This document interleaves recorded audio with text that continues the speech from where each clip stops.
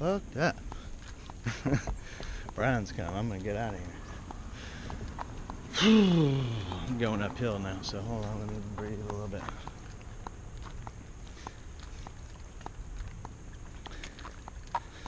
Empathetic abilities allow you to look into a person's soul. You can look into their eyes and see exactly who and what they were, who and what they're going to be, who and what they are right now, what they're hiding from you, essentially. Most people hate that. They hate that. So everyone puts on a mask, essentially. The number one thing that you're doing is lying to yourself, and you're being a victim. If you have to hide who you are, if you have to be somebody you're not in order to please others around you, then you're letting them control you. You're being a victim.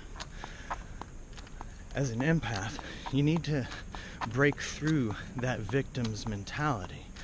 Once you draw certain lines and boundaries that only certain people are allowed to cross for you to feel that particular emotion.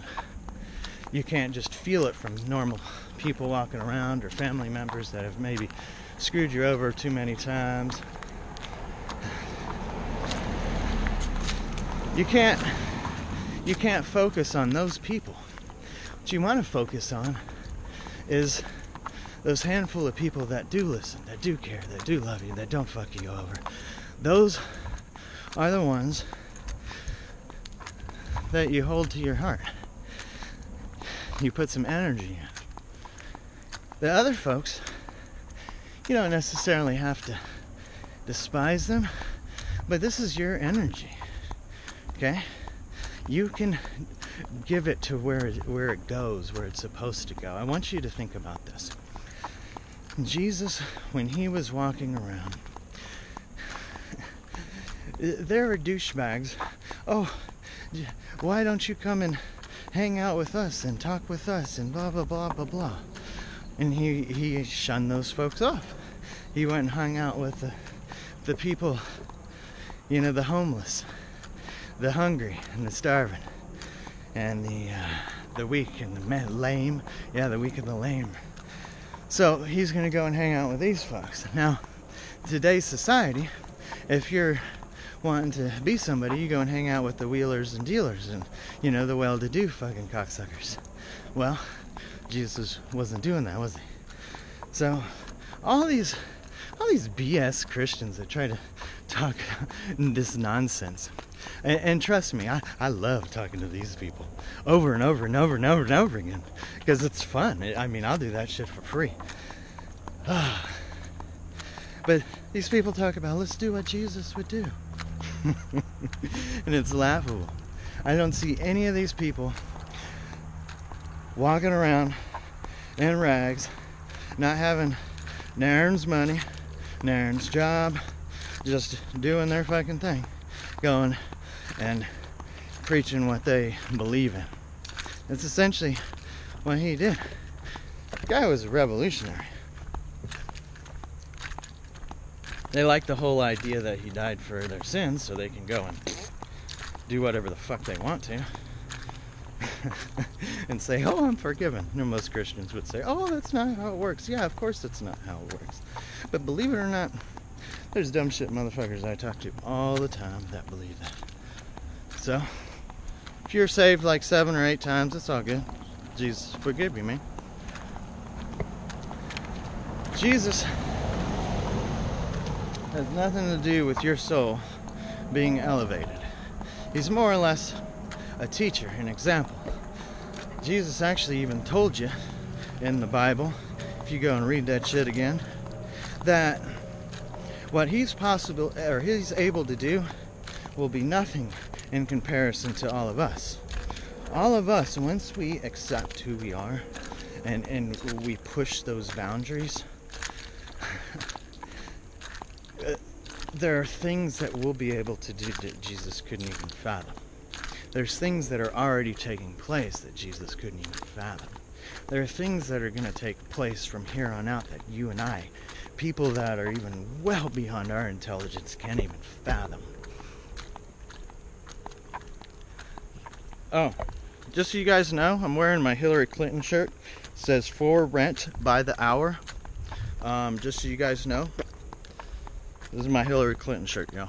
I figured I let you guys in on the secret there.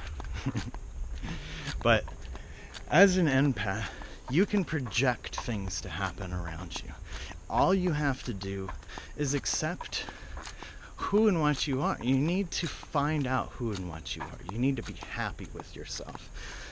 Someone said one time to me that some gnarly shit was going on in my life. Said, are you going to be able to live with yourself if you do this, that, and the other? I said, no. I'm going to beat myself up about that shit for years to come. And she knew I knew. I mean, that was going to be the case. The best thing about it is you are your own worst enemy, okay? If you can sleep well at night with what you do, then more power to you. I'm not going to say that you're wrong, you're an asshole, or you're none of the above. There's many paths that we decide to walk, and there's truth in all of them. But you have to sleep with yourself. You have to toss and turn with your own demons. No one is going to ever be able to steer you away from those. Only you can accept them and conquer them yourself. And the enjoyable thing about that is when you do finally do it, it's almost like an empowering feeling. The only way you can really do it is be more spiritual than ego driven. So you first have to take that step. So when you finally do, you really like to just jump up and down for joy and woo, let out one of those. But could you imagine like a Tibetan monk after he's like meditating for a few hours out there in the fucking wilderness and having a waterfall go down behind him? Tibetan monk is standing up and he like figures out what he's out there to do, like what inspired him essentially, and he gets one of the revelations.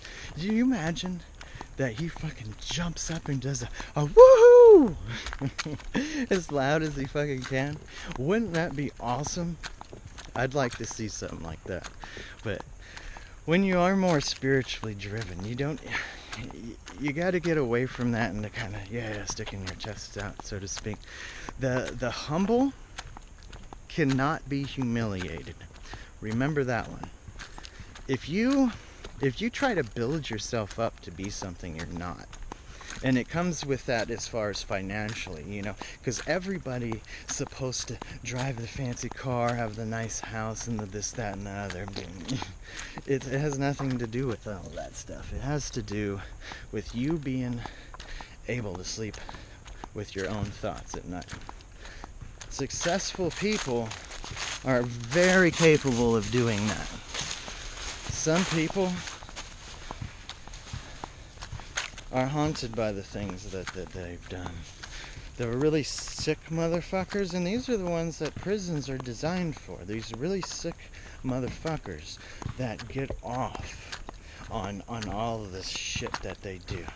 All this, banking and all these fucking thousands and millions of fucking people over. These motherfuckers are what prisons are designed for. And oddly enough, those are the folks that stay out of the prison system. As an empath, you have the ability to accept the fact that that's going on, or you have the ability to change that shit, to project that all of these people get rounded up Iceland style. If you don't know what I'm talking about, the bankers that fucked up the whole economy back in 2008, 2009, Iceland was involved in that stuff too. Well, guess what? Those motherfuckers went to jail. Woo! They went to jail. Imagine if we round up all the bad bankers and put their asses in jail. Don't even worry about that fucking nonsense that Wells Fargo just signed in order to say, oh, well, we won't go to jail for all these other crimes that you're going to find out about us down the road. Look it up. That's what happened. Fucking what? Maybe a month ago. Slap on the wrist fine. They fucking was frauding out the yin yang all their customers. Not all of them, but you know, they got away with fucking quite a bit. Just look it up. As long as you accept that stuff is going on in your world today, and go on and ride to the Quickie Mart and pick up your fucking super big gulp and go home and watch your Dancing with the Stars, as long as you're involved in that kind of situation, that's what's going to continue to take place. But I'm very inspired at the fact that there are so many things changing right in front of my eyes. The things that I was able to accept already and just mentally prepare for the change. Now, I'm not saying mass changes isn't going to take place. And let's just say that the power structure that has been in play for hundreds of years, I mean, these Rothschild Zionists, they ain't gonna fucking be all peachy king about all their fucking oil energies fucking being stripped away, all of their food markets being stripped away, all their fucking control over the money being stripped away, all them other fucking their friends being thrown in prison, or fucking any of the above.